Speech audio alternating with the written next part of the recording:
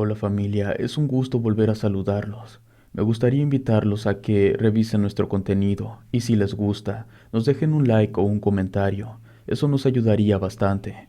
También, si no están suscritos o suscritas a nuestro canal, lo hagan para que no se pierdan lo mejor de Rede. Sin más, comenzamos.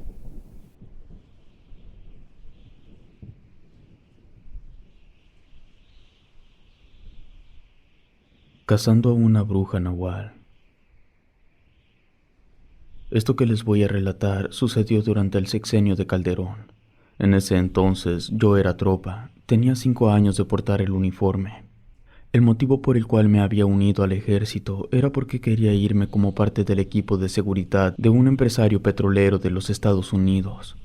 Un amigo mío era amigo del jefe de seguridad de ese empresario.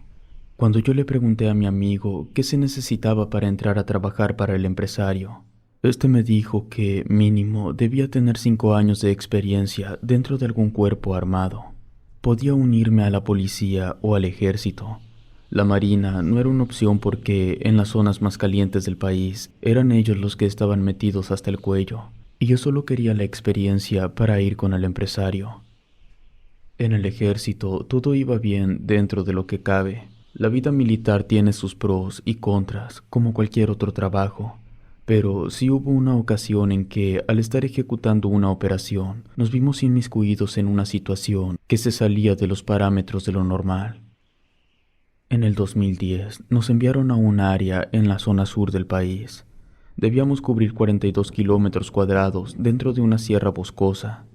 En ella había 7 poblados dispersos que no se comunicaban entre sí de forma directa. No había carreteras, solo caminos de tierra. El motivo por el cual nos enviaron para allá fue para localizar a una mujer que, presuntamente, tenía nexos con 2 organizaciones criminales que eran contrarias. A esa mujer le apodaban Papa Grande. La información que se tenía de la mujer era casi inexistente. No había un registro en Hacienda, tampoco en el Seguro Social. No se le había expedido nunca una credencial de elector. Ni siquiera existía un acta de nacimiento que acreditara su existencia. Sabíamos que existía porque conocíamos su nombre real, ya que su padre y sus hermanos habían sido encarcelados unos meses antes, y ellos confesaron que la cabeza de las operaciones era ella. Nos dieron el nombre y el alias, incluso había una descripción física. Antes de enviarnos a nosotros, se habían hecho las investigaciones correspondientes, y en efecto, gente detenida perteneciente a alguna de las 2 organizaciones criminales confirmaba que Papa Grande era el intermediario entre los jefes de ambos grupos. Pero todos creían, debido al apodo, que Papa Grande era un hombre. Los únicos que sabían que era una mujer eran su papá y sus hermanos, y evidentemente los jefes criminales también lo sabían. El apodo era ese precisamente para que toda la gente de abajo que llegara a escuchar sobre Papa Grande creyeran que era un hombre. Estando en la sierra, una vez que llegamos a uno de los poblados, comenzamos a interrogar a la gente. Lo único que queríamos saber era si habían visto a una mujer con tal descripción física, que cabe aclarar que la apariencia de aquella mujer, según como la habían descrito sus propios familiares, distaba mucho de la apariencia promedio de los habitantes de esa sierra. Si alguno había visto a una mujer con esas características, seguro era ella. De toda la gente del pueblo, solo hubo 4 personas que decían haber visto a la mujer. Sin embargo, esas personas que fueron interrogadas de forma independiente y por diferentes elementos, decían que esa mujer era una bruja. Antes de salir del poblado, nos comunicamos con el general y le dimos la poca información que habíamos obtenido. Ese general nos dijo que si nos habían dicho que la mujer era una bruja, tenía una posible explicación. El general nos comentó que en lugares donde vive gente marginada, las organizaciones criminales solían esparcir falsos rumores de cosas paranormales para mantener a la gente alejada de sus operaciones. Pero aún así, nos dijo que tuviéramos cuidado. Salimos de ese pueblo y nos desplazamos al siguiente. Ahí hicimos los interrogatorios y obtuvimos una ubicación en la que unos jóvenes habían visto a la mujer. El lugar estaba a casi 7 kilómetros del poblado. Esos muchachos nos advirtieron que tuviéramos cuidado, porque ese lugar era custodiado por un nahual muy territorial y sumamente agresivo. Decían que ese nahual ya había matado a 8 personas del poblado. Inclusive nos dijeron quiénes eran sus familiares para que fuéramos a hablar con ellos y comprobáramos que era verdad. Ya habíamos hablado con las personas que nos dijeron los muchachos. Aún así, volvimos a acercarnos con ellos, pero ahora les preguntamos sobre el nahual. Ellos respaldaron lo que nos dijeron los jóvenes, que sus familiares, por una u otra razón, se habían acercado al lugar donde habitaba el nahual y, cuando fueron a buscarlos, estaban muertos. Terminamos de interrogar a los pobladores y nos volvimos a comunicar con el general. Le informamos que teníamos una posible ubicación y también le comenté que en ese poblado había rumores de cosas raras. En ningún momento le especificamos nada sobre un nahual. Nos trasladamos hasta el lugar que nos habían indicado. No encontramos a nadie, pero sí había indicios de que un grupo de personas había montado ahí un campamento provisional. Había desechables, marcas en la tierra, restos de una fogata, y encontramos una radio que todavía funcionaba. La frecuencia que tenía aún recibía comunicación, pero nada de lo reportado en esa frecuencia nos servía de nada. Como nos habíamos desviado para llegar a esa zona, el siguiente poblado nos quedaba a 10 kilómetros. Faltaba poco para el atardecer, por eso mejor se optó por pasar la noche en el lugar. Durante la madrugada, cuando ya había pasado mi guardia y me encontraba dormido, me despertaron porque había actividad. Se habían escuchado gritos y sonidos de objetos pesados siendo arrastrados, algo que definitivamente no debería escucharse en la sierra, menos a esas horas. Encendimos el radio que habíamos encontrado para ver si decían algo, pero nada. Nadie estaba transmitiendo. Hubo otro ruido, más cerca, mucho más cerca. Nos preparamos para repeler cualquier tipo de actividad hostil. Alguien aluzó hacia un lejano bulto oscuro del que nadie se había percatado. La linterna iluminó un gran rostro, cuyos prominentes ojos blancos nos estaban mirando directamente. Esa cosa se movió un poco hacia adelante, saliendo de los árboles y quedando al descubierto. Andaba en 4 patas, su cuerpo era deforme, alargado. Al mirar mejor, nos dimos cuenta que parecía un perro sin pelo y de piel pálida. La criatura hizo un movimiento veloz y repentino, abalanzándose sobre el primer elemento que estaba más cerca, y se lo llevó arrastrando. Corrimos detrás de la criatura para tratar de rescatar a nuestro compañero. No podíamos disparar porque había mucho riesgo de darle al elemento, pero aquello que lo estaba arrastrando era mucho más rápido que nosotros, y tras varios minutos de perseguirlo, la posibilidad de darle alcance se esfumó. Lo único que quedó de él fueron sus botas y su linterna. Tuvimos que avisar por radio. Se manejó como el ataque de un animal salvaje de gran tamaño. Nos negaron realizar una búsqueda porque si encontrábamos al animal tendríamos que abrir fuego, y no era una opción. Fue una orden cruel, pero podríamos buscar al elemento hasta que saliera el sol. Nosotros sabíamos que seguir esa orden sería condenar a la muerte a nuestro compañero. Aún así, acatamos lo que nos indicaron. En la mañana buscamos un rastro para poder seguir, y si lo encontramos, comenzaba a 200 metros de distancia de donde se nos había perdido la criatura. Siguiendo el rastro, llegamos hasta la entrada de una curiosa cueva. Esta estaba como en un cuenco. El terreno estaba en desnivel. No estábamos seguros de qué tan buena o mala idea sería ingresar a la cueva, porque existía la posibilidad de que la extraña criatura formara parte de una manada, y enfrentar a varias de esas dentro de una cueva era un error. Decidimos hacer un reconocimiento a poca profundidad. Si no encontrábamos nada, así lo dejaríamos. La cueva era húmeda y fría. Había mucho silencio dentro. Se sintió como si el tiempo corriera más despacio. No sabría explicarlo con precisión. Era una sensación demasiado extraña, algo que jamás había sentido en ningún otro sitio. Avanzamos por unos 300 metros. Entonces, una de nuestras linternas alcanzó a iluminar un extraño rostro. Sabíamos que se trataba de la criatura, así que optamos por mejor retirarnos del lugar. Quiero dejar en claro que no le teníamos miedo a la criatura. Lo que no queríamos era un enfrentamiento con 20 de esas cosas en el interior de una cueva. Avisamos que no habíamos encontrado nada y que procederíamos a movernos al siguiente poblado.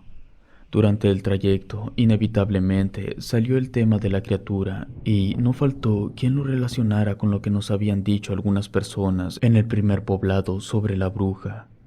Ahí tuvimos una leve discusión entre si aquella criatura se trataba de un nahual o de un animal raro.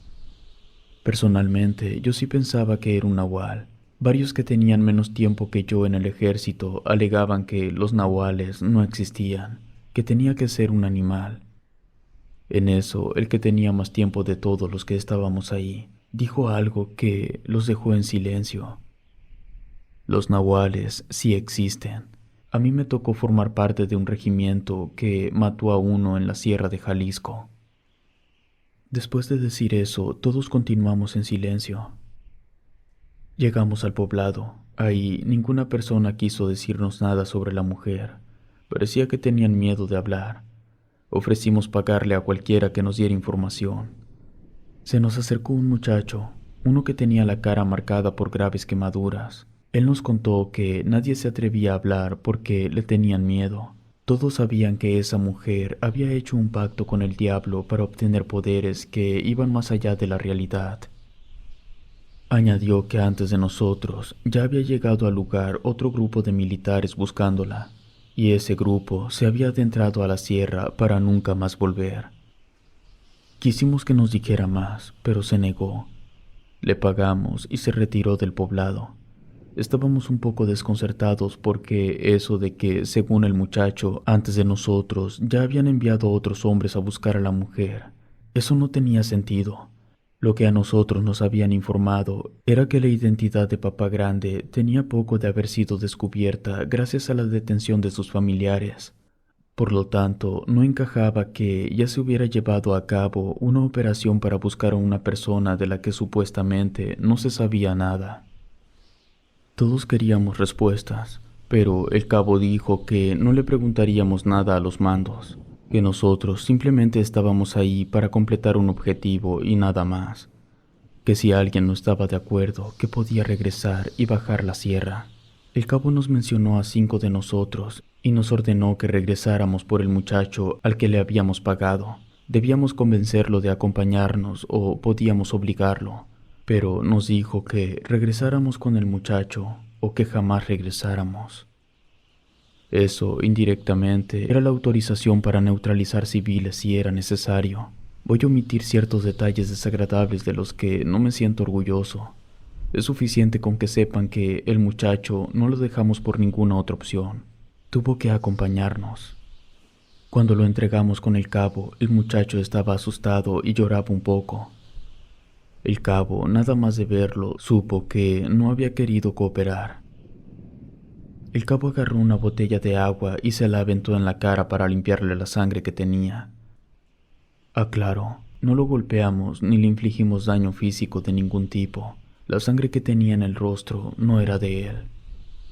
El cabo le advirtió que podía responder a las preguntas o podíamos obligarlo a responder.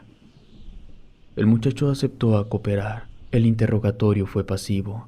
Todas las preguntas las contestó a la primera. No hubo necesidad de subir el tono del interrogatorio. Al terminar, lo dejamos ir. Sabemos que no nos mintió porque interrogar gente es algo rutinario y podemos identificar cuando alguien nos está mintiendo, porque una cosa es sostener una mentira así sin más y otra es intentar seguir mintiendo con un arma apuntando a la cabeza. Alguien del crimen organizado podría seguir mintiendo, pero un civil no. La información que pudimos obtener fue que, en efecto, sí habían enviado a militares antes, exactamente en la última semana del mes de mayo de un año antes. También pudimos averiguar una aproximación sobre cuál había sido el sitio al que se habían dirigido los otros militares antes de desaparecer. Nos fuimos hasta el lugar, que era una zona que estaba a la misma distancia de todos los poblados. Lo que nos dijo el interrogado es que ahí debíamos encontrar, nos dio un nombre raro, pero se refería a que era una conexión entre el exterior y un sistema de cuevas subterráneas. Cuando nos faltaban 2 kilómetros para llegar, detectamos presencia enemiga. Eran varias personas fuertemente armadas. Con eso podíamos comprobar que Papa Grande estaba ahí. Y esas personas formaban parte del anillo de seguridad. Estábamos conscientes de que en cuanto abriéramos fuego, alertaríamos a todos. Y haciendo eso, teníamos la certeza de que la mujer aprovecharía para escapar. Así que evitamos la confrontación y nos desviamos para no ser vistos. Nos fuimos moviendo buscando la forma de acercarnos lo más que pudiéramos sin que nos detectaran. Logramos aproximarnos hasta que, debido a que nos fuimos hacia un lugar del terreno más alto, podíamos ver el campamento que estaba ahí montado y la entrada a una elevación rocosa. La distancia entre nosotros y el campamento era de menos de 250 metros. Desde ahí empezamos a tirar a los criminales. Al principio no sabían de dónde atacábamos. En cuanto se dieron cuenta, empezamos a descender para irnos acercando.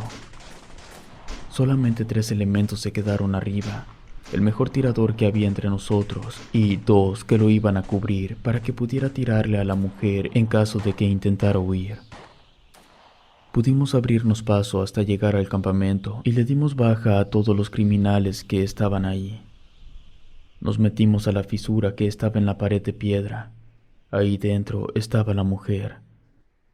La encontramos sentada en el suelo, rodeada de velas y otros objetos raros hechos de madera.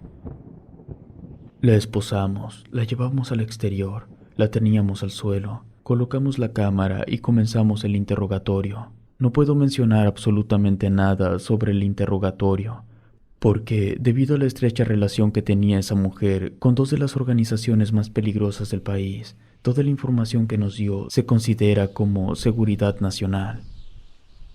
Al terminar el interrogatorio, guardamos la grabación. El cabo comentó que la asignación que nos dieron fue localizar a la mujer, cosa con la que ya habíamos cumplido, y ya teníamos toda la información grabada.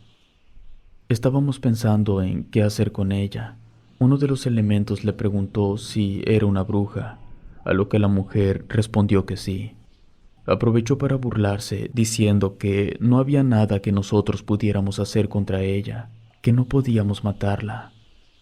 El cabo, queriéndose mostrar superior, le preguntó cómo estaba tan segura, a lo que la bruja nos respondió que ya había matado a uno de nosotros. Todos nos quedamos desconcertados en ese momento. La mujer no solo había admitido ser una bruja, sino que ahora ella nos estaba insinuando que era la criatura que habíamos seguido hasta la cueva. Un compañero le dio un cachazo muy fuerte en la cara y del golpe la tumbó al suelo. Ese mismo dijo que deberíamos quemarla, así pagaría por la muerte de los civiles y de nuestro compañero. Los demás empezamos a decir que sí, que hiciéramos eso, pero el cabo, una vez más, nos dejó en claro que ahí mandaba él, y fue tajante al decir que no íbamos a quemar a nadie. Entonces el elemento con más tiempo intervino, se dirigió al cabo y le habló. Con todo respeto, si no matamos a la bruja y la dejamos aquí, en cuanto se nos haga de noche, se va a transformar en nahual y va a ir por nosotros.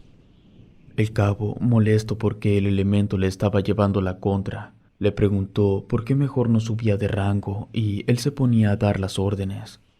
A lo que el elemento le respondió que tenía mucha más experiencia que él, y si no había subido de rango era porque su propio hermano, que era general, no lo dejaba subir.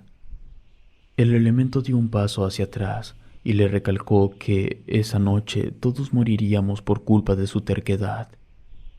Nuestro superior, que seguía molesto, reafirmó su decisión que no quemaríamos a nadie, pero estuvo de acuerdo en no dejar a la bruja así nada más. Tomó el radio e informó que habíamos capturado al objetivo, que ya teníamos un interrogatorio grabado en video, pero que habíamos sido atacados por gente que buscaba liberarla, y en el intercambio de fuego había muerto. Lo único que le preguntaron era si estábamos completamente seguros que el material grabado estaba en buen estado. Después de confirmar eso, nos autorizaron movernos al punto de extracción. El cabo nos dio la instrucción de amordazar a la bruja y de amarrarla de tal forma que no pudiera mover ni un solo músculo. La llevaríamos arrastrando. A mitad del trayecto entre nuestra ubicación y el punto de extracción, había un barranco muy profundo. Ahí la íbamos a arrojar. Mientras caminábamos, alguien sugirió que podríamos preguntarle dónde había quedado el cuerpo de nuestro compañero. Pero hubo otros que dijeron que la bruja mentiría y nos enviaría al matadero. Finalmente llegamos al barranco. El cabo ordenó que le destapáramos la boca. La bruja aprovechó para maldecirnos y soltar toda clase de improperios contra nosotros. Estuvo vociferando hasta que el cabo ordenó que la empujáramos. Vimos a la bruja caer mientras su grito de desesperación se fue alejando hasta que el impacto la silenció para siempre.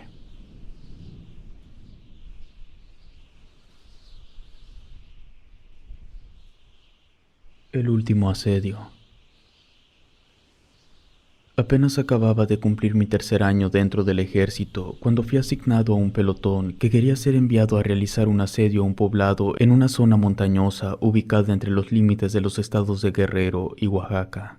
Esa región estaba siendo disputada por dos de las organizaciones criminales más peligrosas, la familia michoacana y los Zetas. El pelotón estaba conformado por 20 y tantos elementos, y al mando iba el sargento Oliva. Salimos desde la localidad de Pie de la Cuesta, en Guerrero, perteneciente a la zona militar 27, dentro de la 9ª región militar. Nosotros fuimos enviados a proteger a los civiles. Nuestro objetivo era evitar que cualquiera de las organizaciones criminales tomara el control del poblado, porque las rutas que llevaban hasta ahí conformaban la forma más fácil de controlar ambos extremos de la zona montañosa. Mientras no tuvieran el control de la ruta, tendrían que seguir rodeando. Eso implicaba arriesgar la mercancía, ya fuera por las complicaciones del mismo terreno o por enfrentamientos entre ellos o contra nosotros. Nos dejaron en claro que los daños colaterales eran el menor de los problemas, que mientras mantuviéramos a los carteles al margen, nadie nos cuestionaría nada. El éxito de la operación garantizaba el ascenso del sargento Oliva. Por lo tanto, todos los elementos del pelotón estábamos conscientes de que el asedio no sería una estancia relajante. Cuando llegamos al lugar, la gente nos recibió bastante bien. Estaban agradecidos por tenernos ahí. Lo primero que hicieron fue llevarnos comida y preguntaron cuánto tiempo nos quedaríamos. Ellos pasaban penumbras cada que los bandos contrarios se agarraban a balazos. El sargento les respondió que nos quedaríamos por algunos meses. Desde la primera noche que pasamos asediando ese pueblo, sentimos que algo nos observaba desde la oscuridad. Las primeras semanas pensamos que era solo nuestra imaginación, pero luego comenzamos a encontrar huellas extrañas en el suelo y en los árboles cercanos. Esas huellas no eran de un animal, al menos no uno que conociéramos. Un día, mientras estábamos realizando una revisión de perímetro rutinaria, los elementos que íbamos, escuchamos un extraño aullido en la distancia. Lo que nos pareció extraño del aullido fue que ningún otro animal reaccionó. Un ladrido o un aullido nunca se escuchan solos. Todos hemos escuchado cuando algún perro se pone a ladrar y todos los demás en la cuadra lo hacen. Lo mismo ocurre con los aullidos. Cuando algún lobo o coyote se pone a aullar, el resto de los animales reaccionan a ese ruido haciendo sus respectivos sonidos. Las aves, otros mamíferos, siempre hay más ruidos, pero en esa ocasión no hubo nada, solo el aullido solitario, por eso nos pareció extraño. Lo dejamos pasar. Temprano por la mañana, cuando algunos compañeros estaban realizando la revisión del perímetro que hacíamos antes del desayuno, se comunicaron por radio para avisar que habían encontrado algo fuera de lo normal. Yo no fui al lugar porque me encontraba realizando otras actividades, pero otros elementos sí fueron. Cuando regresaron todos juntos, los demás le preguntamos qué había sido lo que habían encontrado. Resulta que al estar limpiando un área de hierba muy alta, se encontraron con varias partes de animales diferentes. Era un pedacerío horrible, y según los que pudieron verlo, aquello no parecía haber sido hecho por ningún animal. Era más probable que lo hubiera realizado una persona, un cazador. Claro que, de ser ese el caso, nosotros hubiéramos escuchado las detonaciones del arma con la que hubiera dado muerte a los animales, para después despedazarlos de esa forma. Pero no hubo ningún tipo de detonación. Por el estado de las partes, no llevaban muchos días ahí. Así que la teoría de que eso lo hubieran hecho antes de nuestra llegada no tenía sustento. A partir de entonces, cada día comenzamos a encontrar animales muertos. Algunos de ellos estaban muy grotescos. Lo que más nos llamaba la atención era que los hallazgos eran en la periferia de la zona que teníamos bajo asedio, nunca dentro del perímetro, y tampoco se repetían lugares. Había ocasiones en las que los animales muertos aparecían bastante cerca de donde habían aparecido otros animales, pero nunca en el mismo lugar. Lo que casi todos pensamos era que los cuerpos de todos los animales los estaban dejando los miembros de ambas organizaciones criminales, como algún método para meternos miedo, o como para querer advertirnos que en cualquier momento podrían atacarnos. A pesar de que pasaron semanas de encontrar animales muertos, nunca le dimos demasiada importancia. Los habitantes del poblado estaban enterados de lo que estaba sucediendo. De hecho, en varias ocasiones, habían sido los mismos pobladores quienes nos habían reportado las misteriosas escenas. Un día, a mí se me ocurrió preguntarle a una señora si no les daba miedo. Ella me respondió que antes sí les daba miedo, pero en ese momento todos se sentían seguros porque estábamos nosotros. Lo que me dijo me llamó mucho la atención, porque insinuó que la aparición de tantos cadáveres de animales era algo que ya había ocurrido en el pasado. Le pedí que me hablara sobre eso. Me dijo que muchos años atrás, cuando aún vivían las primeras personas que estuvieron en ese pueblo, había caído un nahual del cielo. Era un monstruo enorme, más grande que una casa. El nahual no había sobrevivido al impacto.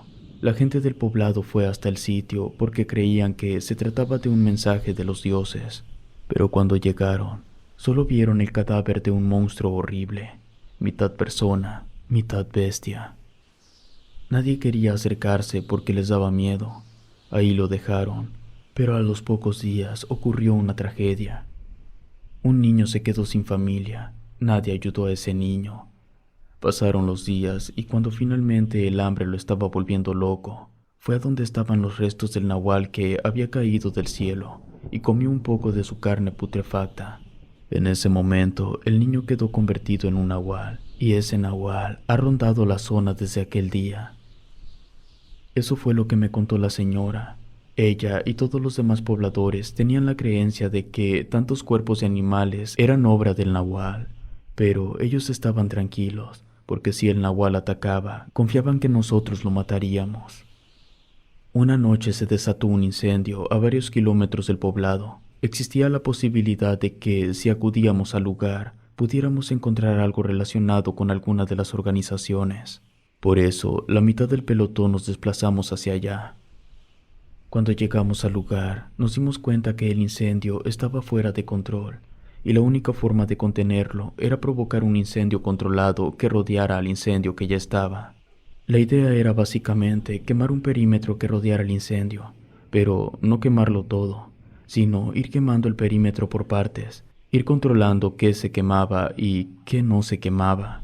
De esa forma, dejaríamos un pedazo de tierra ya en cenizas, sin nada que se pudiera quemar. Entonces, cuando el fuego del incendio llegara hasta el perímetro de tierra que nosotros ya habíamos quemado con anterioridad, el fuego ya no podría extenderse, simplemente seguiría ardiendo hasta consumir lo que ya estaba en llamas. Nos comunicamos con el resto del pelotón para informar cuál era el plan. Nos enviaron unos elementos más y nos agilizamos para poder concretar el plan con éxito. Tardamos una hora, por poco no lo logramos, pero al final resultó. Informamos que todo estaba bajo control, que esperaríamos a que el fuego se terminara de consumir y luego procederíamos a buscar la causa. Algunos elementos regresaron al poblado y el resto nos quedamos. De pronto, escuchamos un aullido ensordecedor que parecía venir desde dentro de la zona que estaba incendiándose. Entonces, vimos que una silueta casi humana salió corriendo de entre los árboles completamente envuelto en llamas y se alejó a toda velocidad mientras se quejaba gruñendo como un canino. No supimos darle una explicación ni medianamente coherente a lo que vimos. Luego de varias horas, la situación del incendio quedó concluida y volvimos al poblado. Le comentamos al sargento lo que vimos, y él, en lugar de burlarse o algo, nos preguntó si ya habíamos platicado con los pobladores sobre sus mitos y leyendas. La gran mayoría de los elementos no lo habían hecho, pero yo y otros pocos sí. El sargento nos comentó que él también, y que lo más interesante era la creencia en el supuesto nahual. Le comenté que una señora me había platicado también del nahual.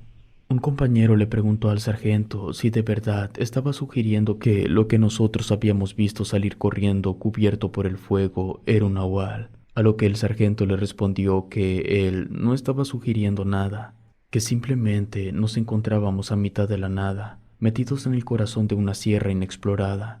Por lo tanto, existía la posibilidad latente de que, por lo menos, una pequeña parte de las creencias de la gente del poblado tuviera algo de cierto. Las palabras del sargento pudieron haber quedado como una hipótesis poco ortodoxa, pero una noche escuchamos a alguien que gritó desesperado. Sus palabras fueron: "El nahual". El sargento y varios elementos corrieron hasta el lugar. Ahí pudieron ver a la criatura. Yo no lo vi, pero los compañeros que sí lo describieron como un gran lobo negro, que cuando se percató que había sido detectado, se paró en dos patas, completamente erguido, como si fuera una persona, y después volvió a su posición de animal, y se alejó corriendo. Después de esa noche, nadie volvió a bromear sobre el nahual. Algunas semanas después, con un previo trabajo intensivo de vigilancia y monitoreo, logramos capturar a una persona vinculada a los de Michoacán, y a los pocos días a otro relacionado con los Zetas. El asedio ya había completado su finalidad. Solo estábamos esperando a que nos dijeran qué hacer con los detenidos, a los cuales ya habíamos interrogado.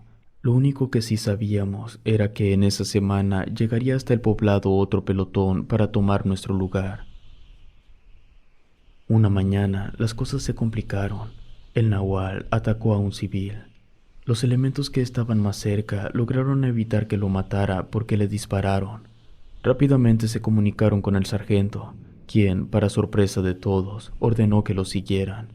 Preguntó en qué dirección estaba huyendo la criatura y nos mandó a varios a alcanzar a los que ya estaban persiguiendo al nahual. Lo que nos dijo fue que, mínimo, quería saber dónde se escondía el monstruo, pero si teníamos la oportunidad de matarlo, que no lo dudáramos por un segundo. Luego de un largo rato corriendo, llegamos a una pequeña cueva y, nada más entrar, nos encontramos con una figura oscura moviéndose de forma errática. Listos para disparar, nos fuimos acercando lentamente. Cuando estuvimos lo suficientemente cerca, pudimos comprobar que no era un coyote ni un lobo, sino tal cual como nos lo había descrito la gente del poblado. Nos detuvimos de inmediato. Lo que estábamos viendo era un monstruo imponente, pero no podíamos dar marcha atrás. Teníamos al nahual frente a nosotros y debíamos abatirlo. Fue un enfrentamiento muy corto, pero sumamente intenso. El animal saltaba y esquivaba nuestros disparos.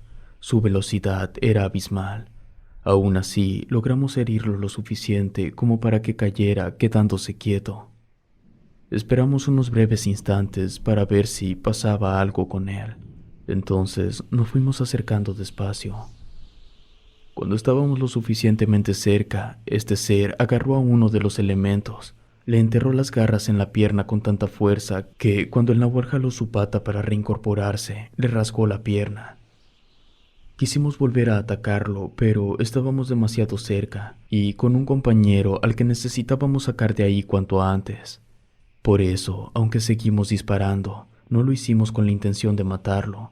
Lo único que estábamos intentando era marcar la mayor distancia posible entre nosotros y ese monstruo.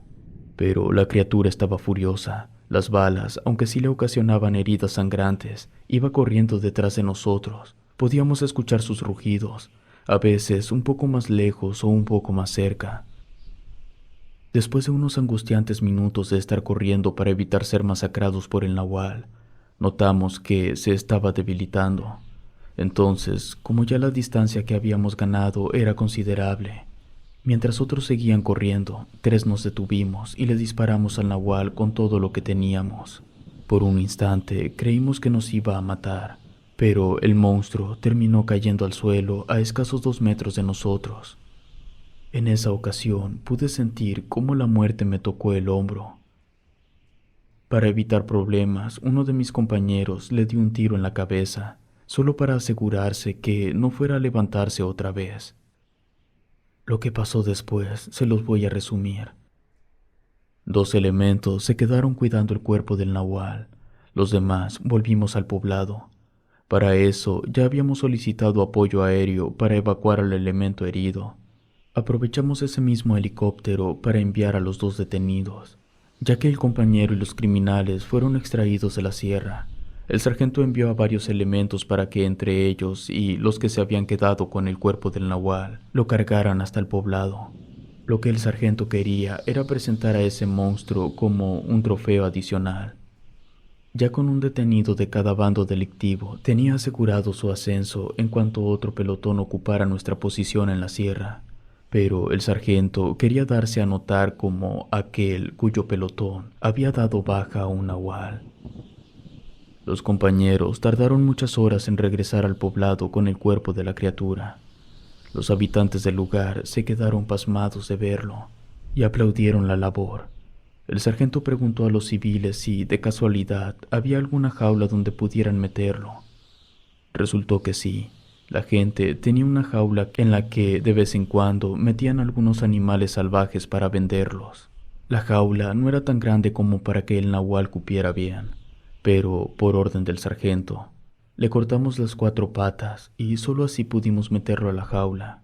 Este quedó tan torcido dentro de la jaula que solo parecía un bulto de pelos. Posteriormente se comunicaron con nosotros para informarnos que en menos de 48 horas llegaría otro pelotón a tomar nuestro lugar. Para nuestra mala suerte, el nahual, pasando unas 36 horas, se convirtió. Dejó de ser un monstruo horrible y volvió a su forma humana. Para empeorar todavía más las cosas, justo iba llegando el otro pelotón, y nosotros teníamos el cuerpo en la jaula sin brazos ni piernas. Cuando los del otro pelotón vieron la terrible escena, se quedaron sin palabras. El sargento del otro pelotón solicitó una explicación, pero nosotros no la teníamos. Nuestro sargento, sabiendo que no le creerían, le respondió que hablara con la gente del pueblo, que ellos sabían perfectamente lo que había pasado. Al final, tras hablar con todos y cada uno de los pobladores y con nosotros, el otro sargento y sus hombres no tuvieron otra opción más que creer la historia que se les contó, que es la misma historia que yo les he relatado a ustedes.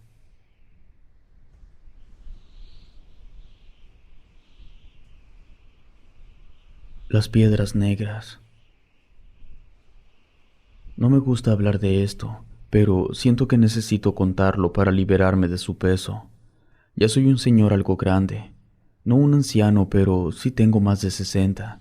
Desde que cumplí los 18 años, me enlisté en el ejército y allí estuve hasta que me retiré.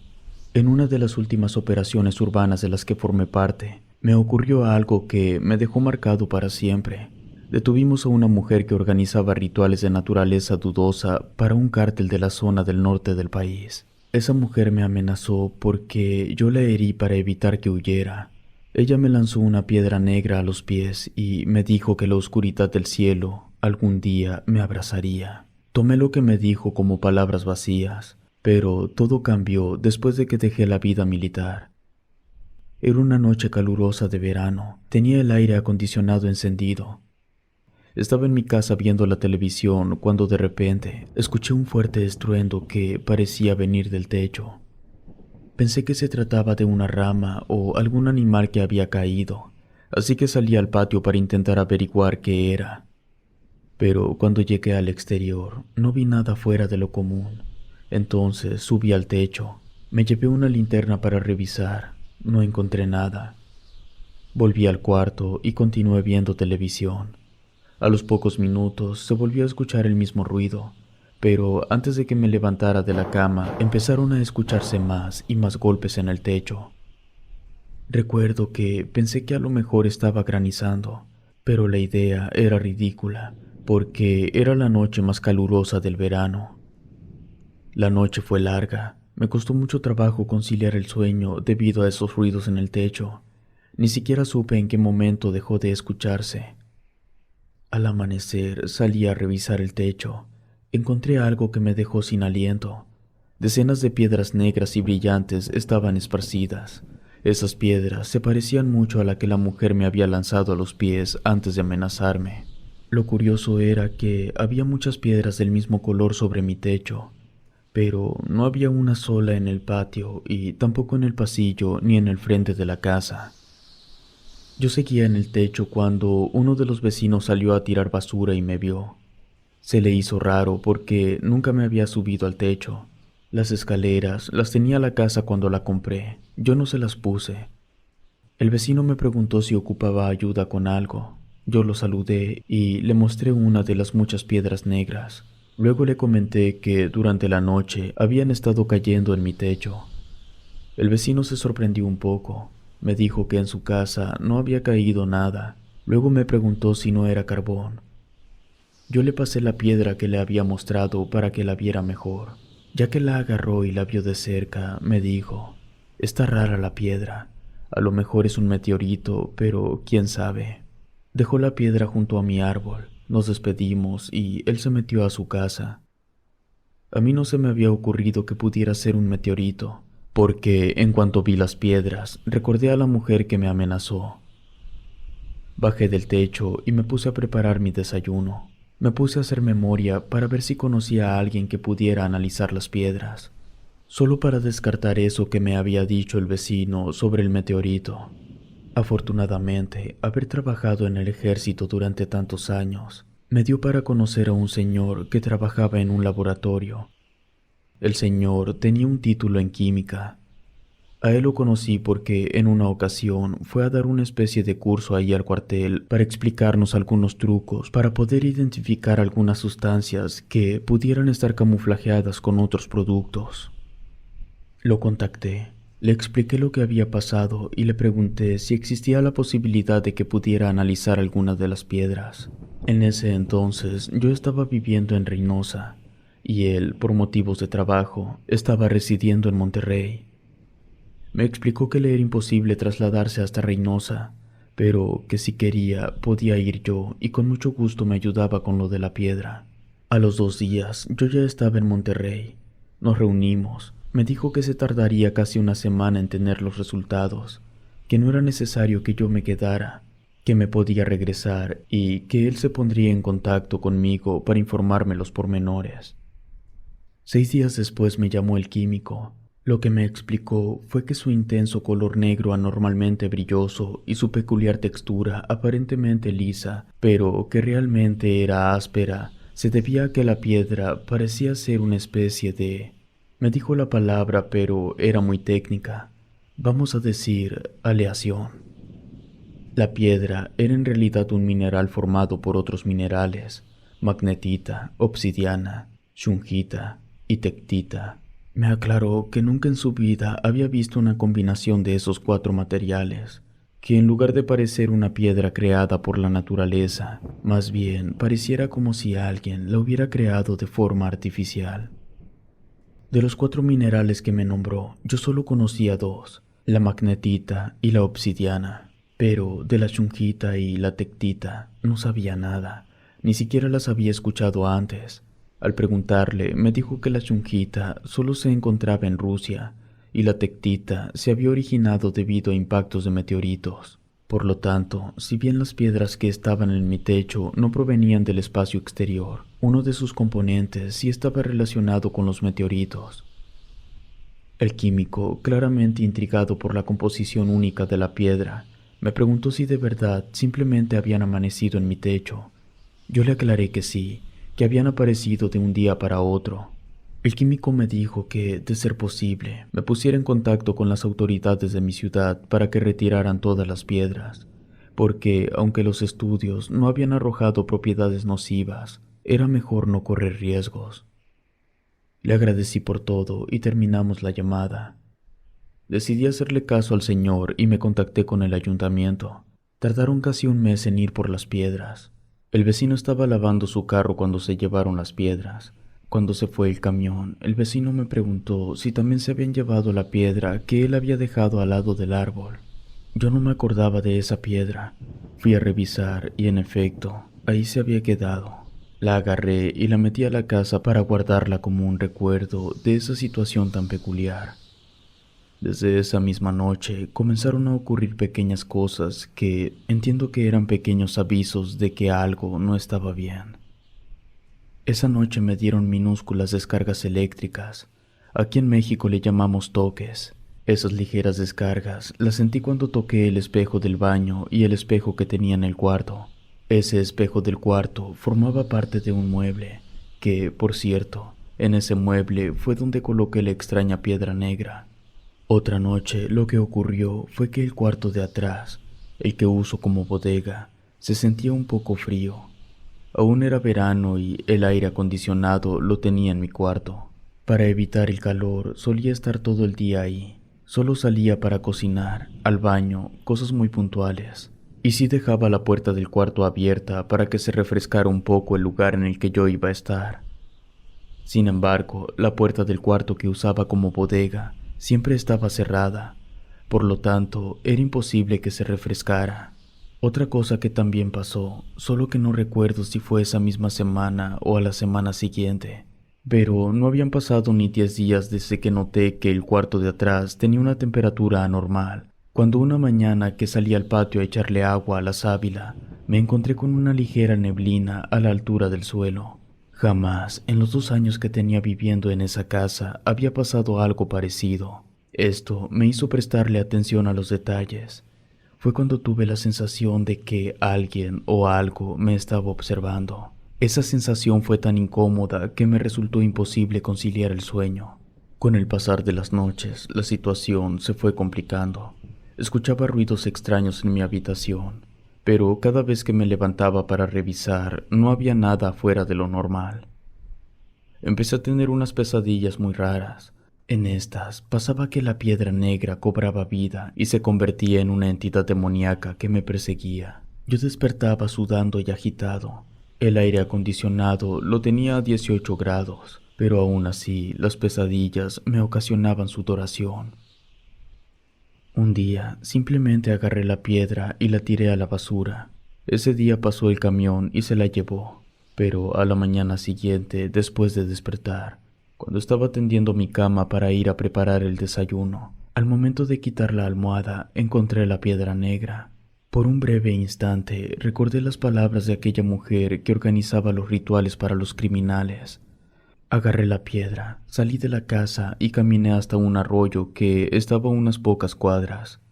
Ahí la aventé. No me había puesto a pensar que la piedra simplemente se iba a hundir.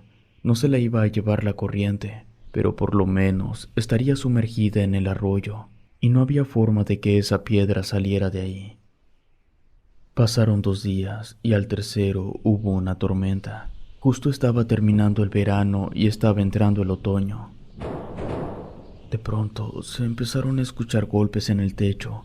Fui a la ventana a asomarme y respiré aliviado. Estaba cayendo granizo. Al parecer no tenía nada de qué preocuparme. En la mañana que subí al techo para revisar que el compresor del mini split no se hubiera dañado, me encontré con cientos de piedras negras otra vez. Eso, en serio, ya era para no creerse. En todas las casas había caído granizo, pero en la mía habían caído esas piedras negras. De inmediato llamé al químico para contarle lo que estaba pasando. Ella no supo qué decirme. Lo único que me comentó fue algo que yo evidentemente ya sabía, que la situación que se estaba presentando en mi casa no era normal. No quise volver a pedirle al ayuntamiento que fuera a retirar las piedras, porque de seguro pensarían que yo les estaba queriendo gastar una broma, y me podía meter en problemas. Esa noche no quise quedarme en la casa. Le llamé a un amigo para ver si podía ir a su casa a tomarnos algo. Ese amigo era dueño de un local, por lo tanto no tenía horarios de trabajo. Fui a su casa, llevé un Kraken, que es una marca de ron, Pedimos comida a domicilio y estuvimos platicando hasta que amaneció. Pedí un taxi y me fui a mi casa. Llegué directo a dormir. En ese momento no me acordaba de que el techo estaba repleto de esas piedras. No sé cuántas horas habían pasado, pero un fuerte escalofrío me hizo despertarme. La sensación de sentirme observado era terrible. Intenté salir de la habitación, pero no pude abrir la puerta. Era como si algo la jalara del otro lado. Dejé de intentar con la puerta y fui hacia la ventana. No tenía rejas protectoras porque me traían malos recuerdos. Entonces era tan fácil como quitar la tela mosquitera para poder salir. Sin embargo, no lo hice porque no se veía absolutamente nada. No es que se viera oscuro, en realidad no se veía nada, solo un negro profundo, tanto que cuando saqué mi brazo por la ventana no pude verlo, así que mejor cerré la ventana. En cuanto lo hice, hubo un golpe en esta. El cuarto solo estaba iluminado por una lámpara de lava que emanaba una luz entre rojiza y naranja. Quise encender el foco para poder ver mejor, pero se fundió. Tenía una lámpara de pilas en el cajón. La agarré e intenté aluzar afuera. Cuando apunté la luz de la linterna por la ventana, lo único que se iluminó fue una figura oscura semicubierta por la niebla. Era una figura alta y delgada, con ojos brillantes de color morado. Me quedé paralizado de la impresión. La figura simplemente estaba ahí, inmóvil. No recuerdo haber distinguido más detalles de su apariencia. Lo que sí noté es que, tomando en cuenta la posición de sus ojos, parecía tener una piedra negra colgando del cuello. La mirada de esa silueta me hacía sentir una fuerte presión en el pecho, una presión que solamente había sentido durante alguno de los cursos más exigentes del ejército. Cuando pensé que estaba a punto de darme un infarto, la figura desapareció, llevándose consigo la oscuridad. La imagen de sus ojos se me quedó grabada en la mente. No pude quitármelos de la cabeza a pesar de que iban pasando los días y las semanas. Durante todo ese tiempo, yo sentía como si algo me estuviera observando constantemente, y no podía evitar la sensación de que la figura estaba acechándome detrás de las puertas y las esquinas. Me sentía atrapado en mi propia casa, como si no pudiera escapar de su presencia maligna. Me costaba mucho conciliar el sueño, me aterraba tener pesadillas. Lo último que quería era despertarme de repente y volver a ver aquella oscuridad a través de la ventana. A todo esto, las piedras seguían en mi techo. Se acercaba el Día de Muertos. Ya iban a ser 40 días de que las piedras cayeron por segunda ocasión. Fui a la tienda, compré costales, guantes y subí al techo a retirar todas las piedras. En total, llené 8 costales. Cada uno pesaba entre 20 y 25 kilos. Cuando pasó el camión de la basura, les pregunté si podían llevarse los costales. Resultó que no podían, pero me dijeron que tenían un conocido que tenía un camión. Le dirían a él para que pasara por los costales, siempre y cuando yo le diera algo de dinero.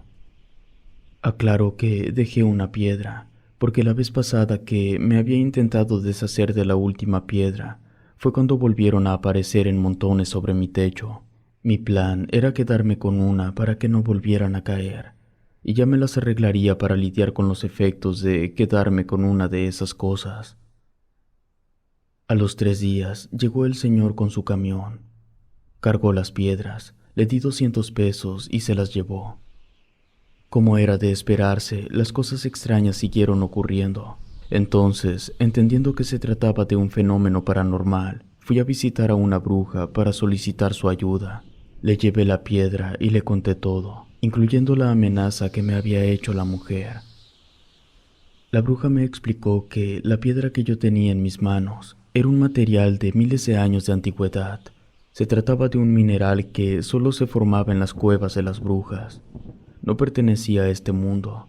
Las brujas podían invocarlo para que surgiera en sus cuevas, pero en realidad esa piedra era originaria del infierno.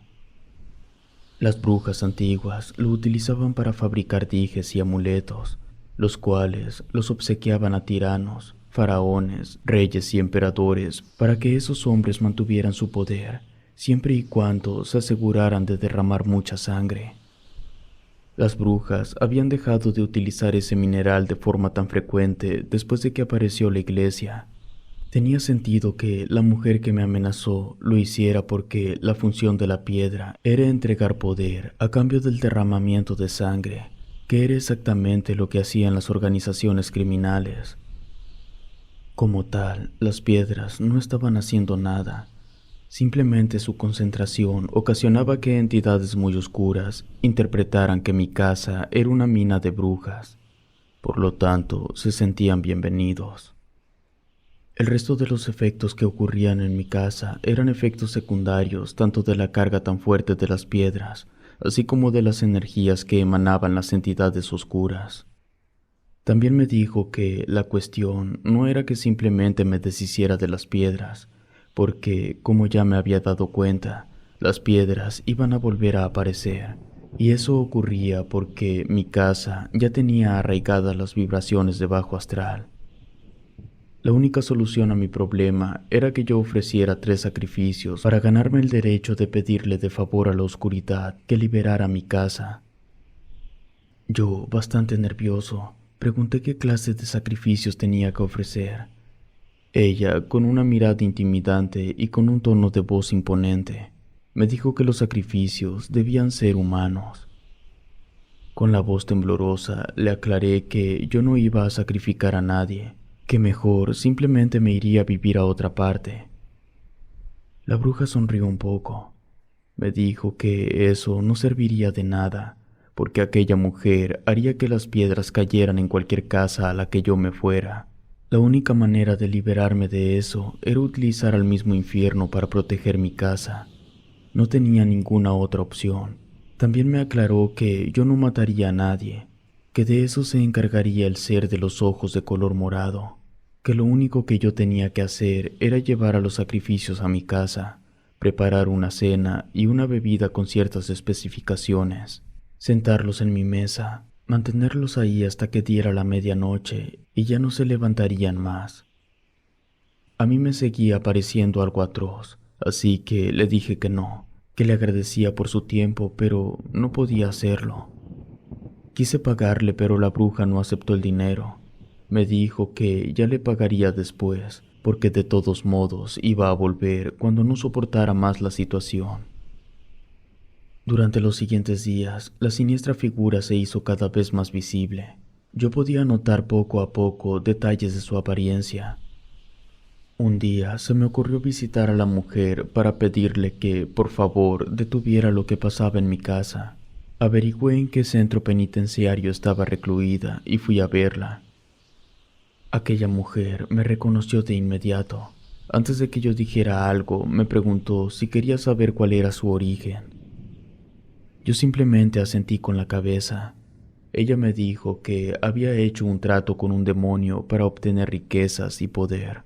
El demonio le había aceptado el trato con una condición: dedicarse primero durante 6 años a lograr que otras personas arrebataran la vida de personas inocentes en situaciones específicas, para que no pudieran ser reclamadas por el cielo y fueran directo al infierno. Ya le faltaban unos cuantos meses para cumplir con esos 6 años al servicio del demonio, cuando yo le di aquel disparo que le impidió escapar. Sus más de 5 años de servicio habían sido completamente en vano por mi culpa. Entendí que no tenía caso pedirle nada. Me fui sin decirle una sola palabra. Aguanté en mi casa lo más que pude, pero finalmente volví con la bruja para que me explicara qué debía preparar para la cena de los 3 sacrificios. Eso no lo voy a contar, solo les diré que una noche invité a cenar a 3 personas que vivían en la calle. Les di de cenar y de beber lo que me indicó la bruja. A las 12 en punto se manifestó aquella entidad, y esas 3 personas cayeron sin vida en cuanto la vieron. La bruja me ayudó a deshacerme de los cuerpos. Aquí voy a ser totalmente honesto, no me siento orgulloso de lo que hice. Es algo que me va a atormentar durante cada día el resto de mi vida. Sin embargo, tampoco me arrepiento. Lo volvería a hacer, porque era mi vida la que estaba en juego. En cualquier momento, esa entidad podría haberme matado. Yo dediqué muchos años de mi vida a salvaguardar y proteger a las personas. Estuve a punto de morir muchas veces mientras combatía a los criminales. No era justo que yo estuviera pasando penumbras después de ofrecer mi vida al servicio de la patria. Entiendo que mi vida vale exactamente lo mismo que valía la de esas 3 personas. Pero mi situación era crítica. Se trataba de matar o morir.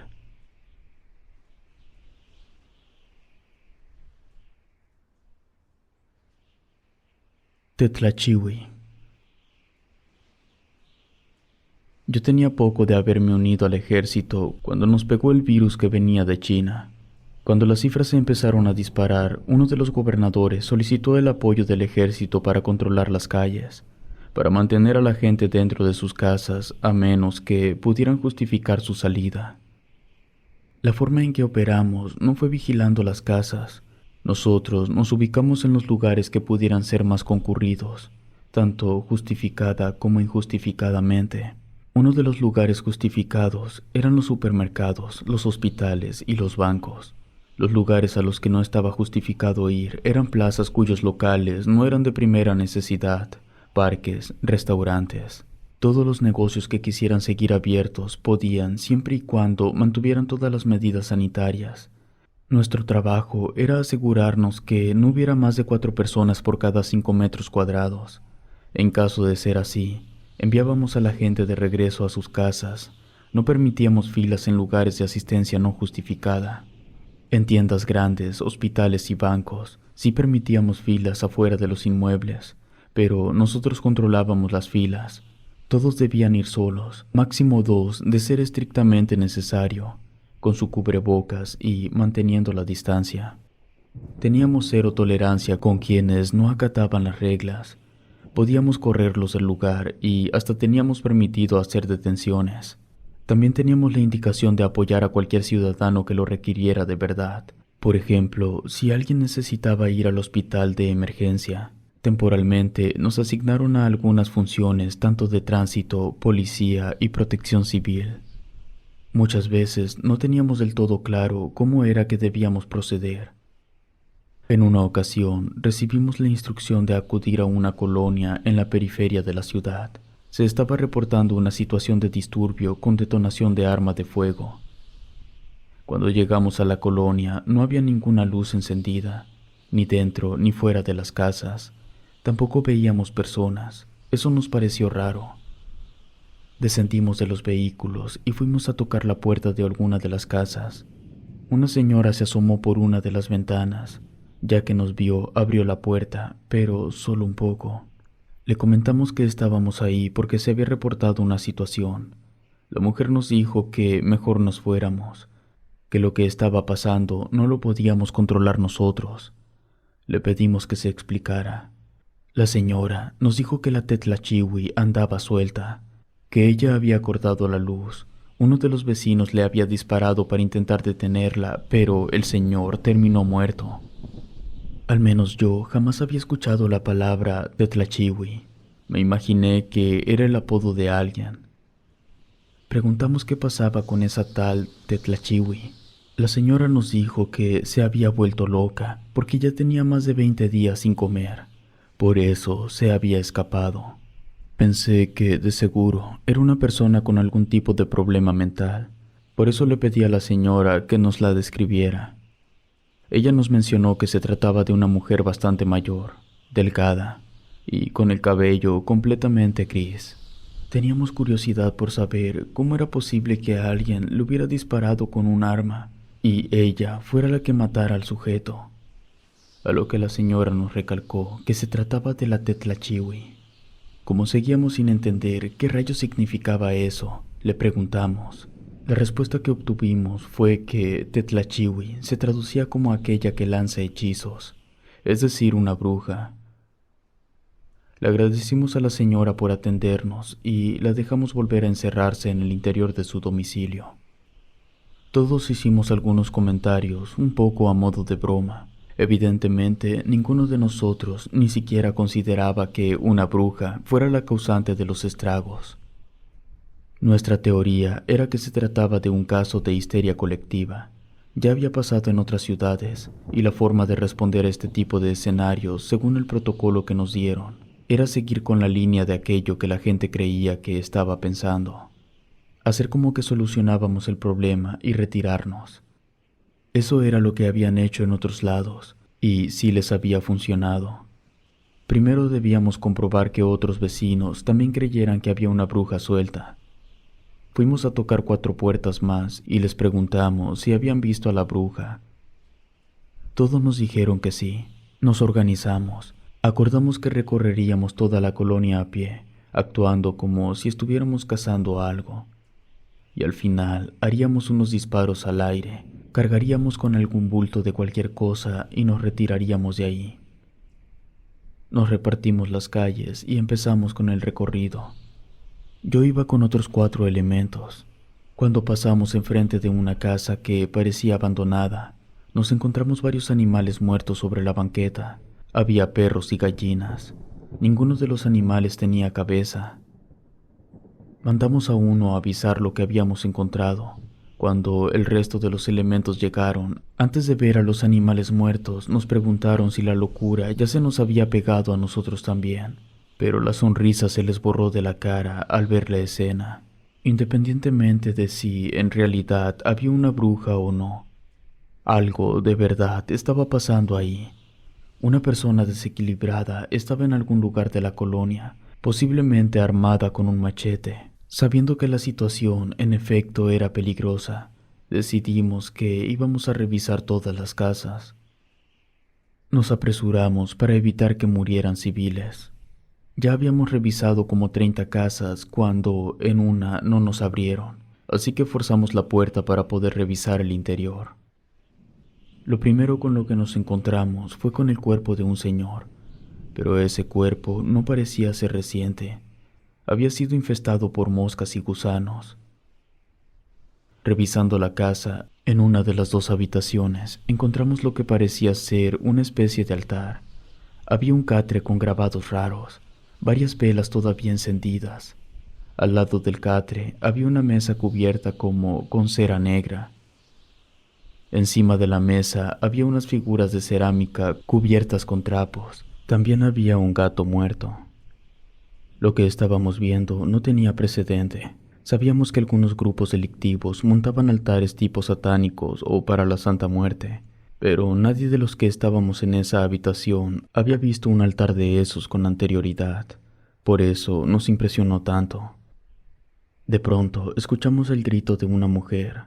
Nos movimos rápido para tratar de averiguar de dónde provenía. Al salir a la calle vimos a 2 mujeres.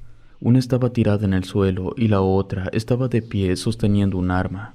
Le apuntamos y mientras nos acercábamos a paso veloz le gritábamos que soltara el arma o que íbamos a disparar. La mujer soltó el arma.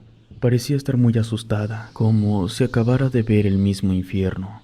Ella nos pidió que viéramos a la mujer que estaba tirada. Nos dijo que la había matado porque ella había matado a su esposo. La mujer tirada era una anciana.